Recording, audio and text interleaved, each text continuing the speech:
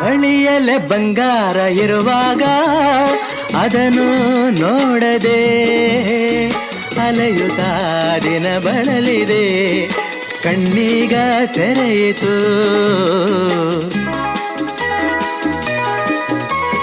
ಬಯಸಿದ ಸೌಭಾಗ್ಯ ಕೈ ಸೇರಿ ಹರುಷ ಮೂಡಿತು, ಒಲವಿನ ಲತೆ ಚಿಗುರಿತು, ಕನಸಿನ್ನು ಮುಗಿಯಿತು. ಇನ್ನೆಂದು ನಿನ್ನನ್ನು ಚೆಲುವೆ ಬಿಡಲಾರೆನಾ. ಬಾಗಿಲಿಗೆ ಹೊಸಿಲಾಗಿ ತೋರಣದ ಹಸಿರಾಗಿ ಪೂಜಿಸುವ